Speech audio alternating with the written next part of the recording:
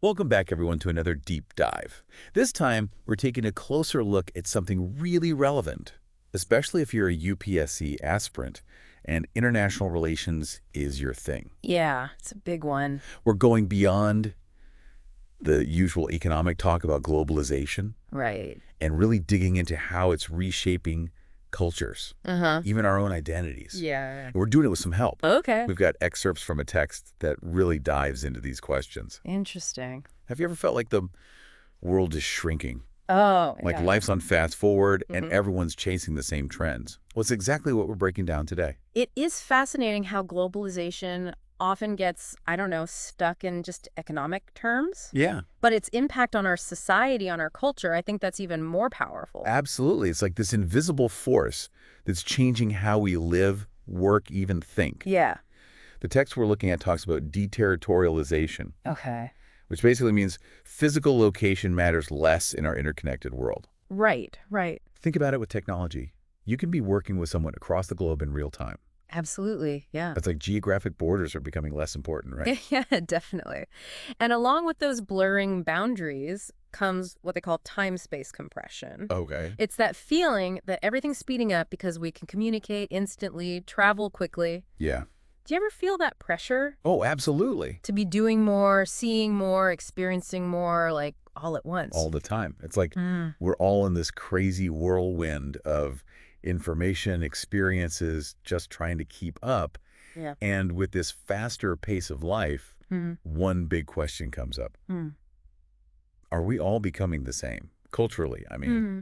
Like, is the whole world becoming one giant cultural melting pot? It's a question worth asking, especially when you think about how big corporations influence things. Oh, yeah. You know, those massive media companies and those huge corporations that do business all over the world. Yeah. They shape trends, Uh-huh. spread content globally. Some even call it cultural imperialism, Okay. where powerful cultures, often Western or American, kind of overshadow others.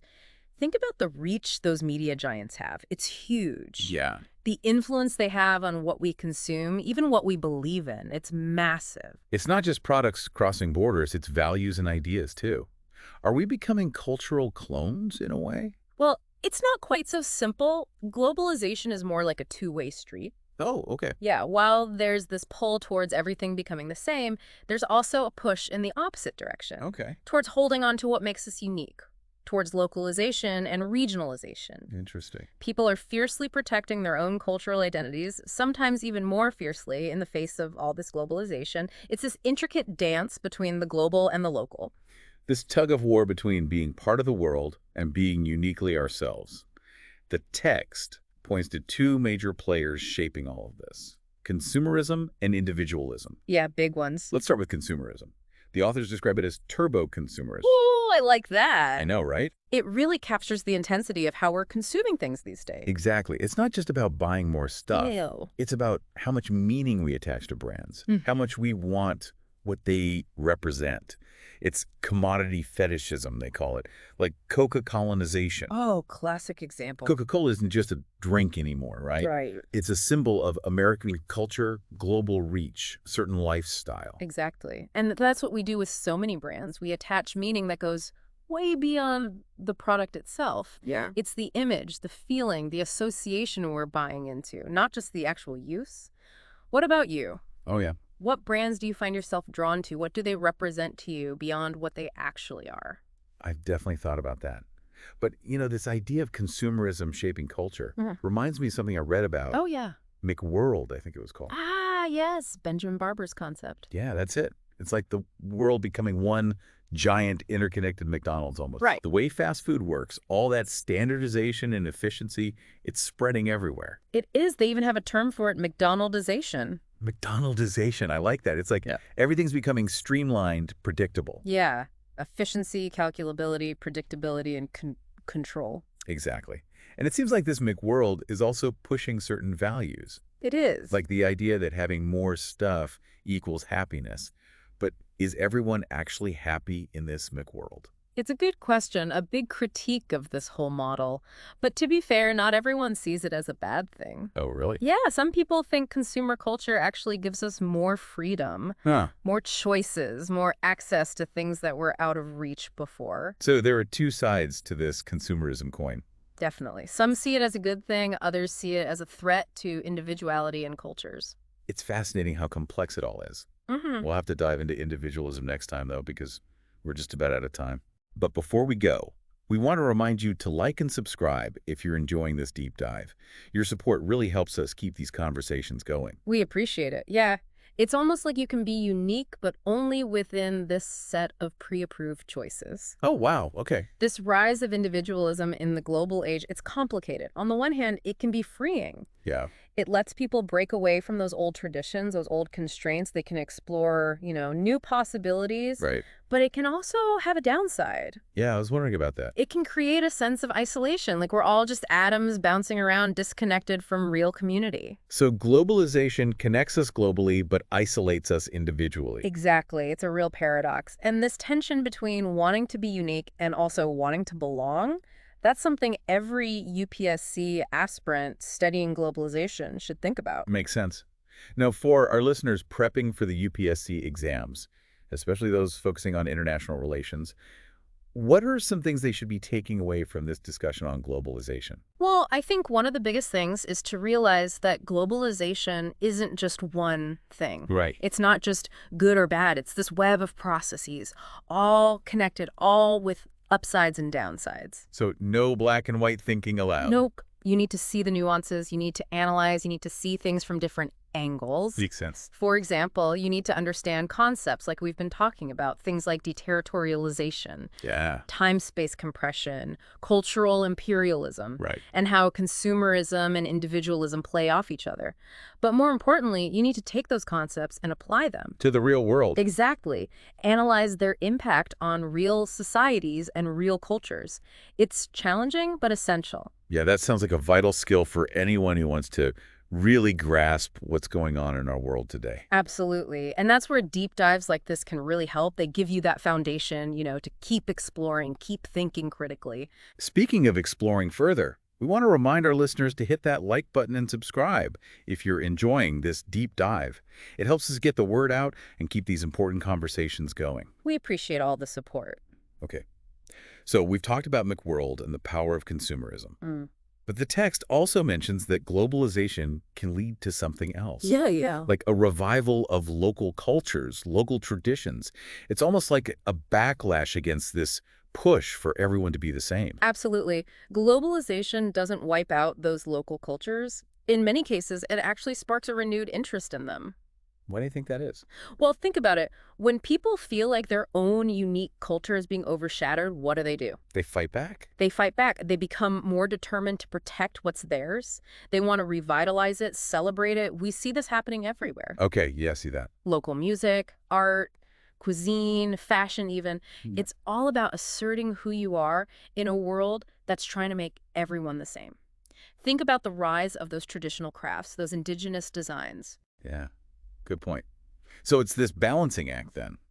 It is. You have this flow of global culture coming in, but at the same time, you have this reaffirmation of the local. Right, so it's not one overwhelming the other. It's this push and pull, this interplay. Exactly. And that interplay between the global and the local, that's something every UPSC aspirant needs to understand. Okay.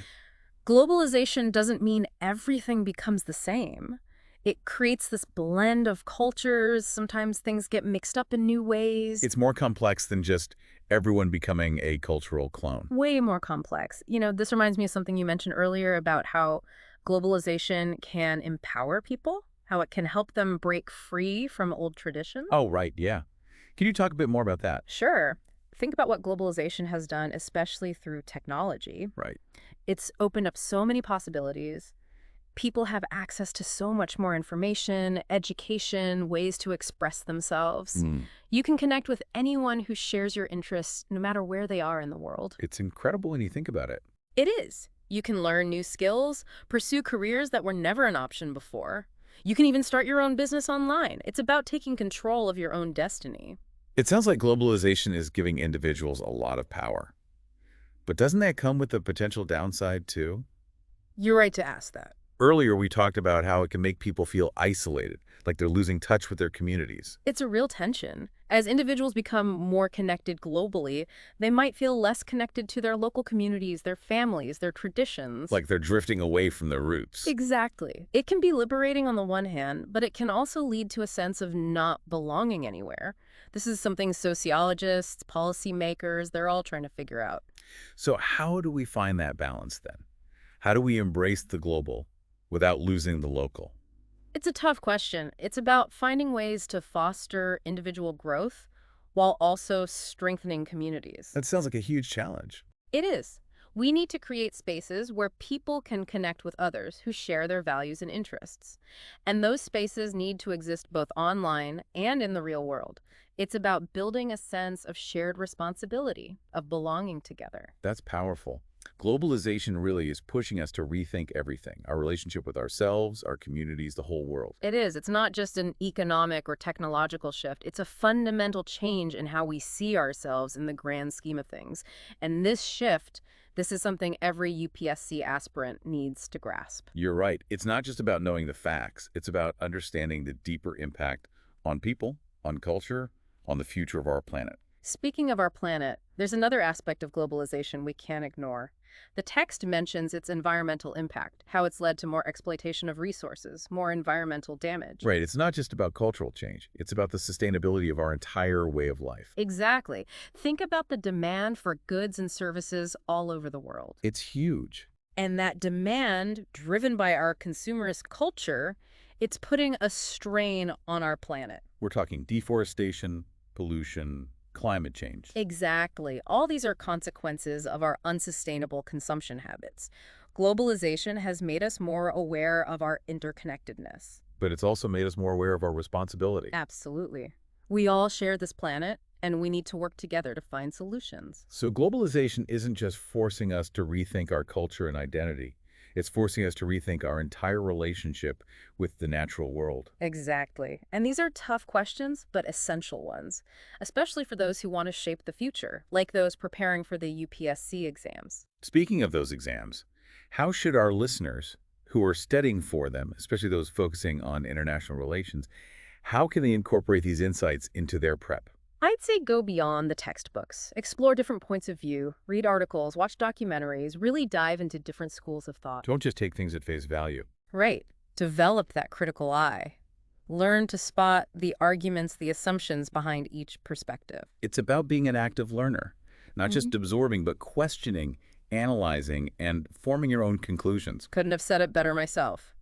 And don't shy away from challenging the way things are. Think outside the box. Come up with your own solutions. That's what makes a truly impressive UPSC candidate, right? Absolutely. That ability to analyze, to think critically, to come up with creative solutions. Now, before we move on to our final thoughts on all of this, Yes, we want to remind you again to like, subscribe, and share this episode if you're finding it helpful. we really appreciate the support. Okay, so big picture. We've covered a lot today. We have. Deterritorialization, time-space compression, cultural imperialism, Big words. consumerism, individualism, the environment.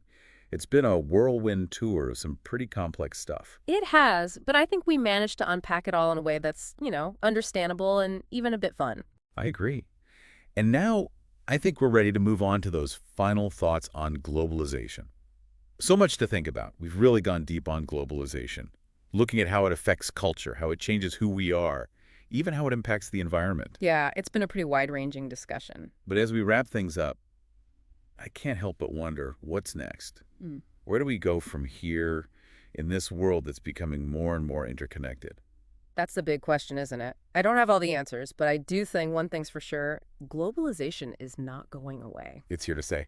It is. The things that drive it, technology, trade, communication, those are only going to get stronger. So it's not about stopping globalization. It's about figuring out how to navigate it. Exactly. How to make it work for everyone, for people, for the planet. And that's where you come in. You, as UPSC aspirants, as engaged citizens, you have a real chance to shape a better future, a more just, a more equitable, more sustainable future for everyone. That's a big responsibility. Where do we even start? Start with understanding.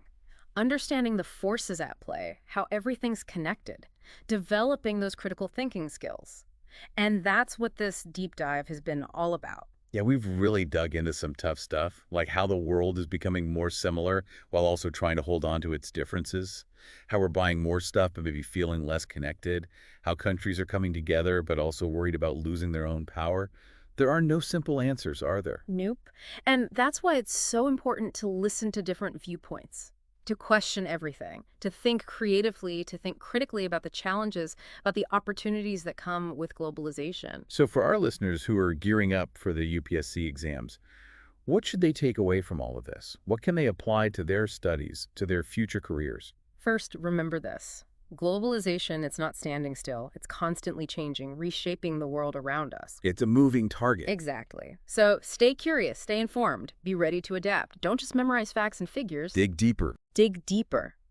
Understand the bigger picture, the forces that are driving change. It's not enough to know what's happening. You have to understand why. Exactly. Second, think globally. Look beyond your own country's borders. See how everything's connected. Try to understand other cultures, other points of view. That seems especially important for the international relations paper. Absolutely. And lastly, don't be afraid to question the way things are. Think differently. Come up with your own solutions. That's what makes a great UPSC candidate stand out, right?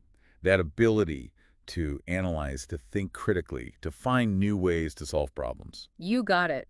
The future isn't set in stone. It's built on the choices we make today. And you, as future leaders, as policymakers, you have the power to make a difference. That's inspiring. Well, we've covered so much in this deep dive. Globalization is complex. It touches everything, from our culture to who we are as individuals to the health of our planet. We've really stressed the importance of thinking for yourself, being aware of the world around you, and working towards a better future for all. And we hope this has given you the tools, the knowledge, the understanding you need to navigate this increasingly interconnected world, whether you're prepping for the UPSC exams or just trying to make sense of things. If you enjoyed this episode, please hit that like button, subscribe to the channel, and share it with your friends. We really appreciate your support. It means a lot. And we'll be back soon with another deep dive, exploring the big ideas that shape our world. Until then, keep learning, keep questioning, and keep striving to make a positive impact. See you next time.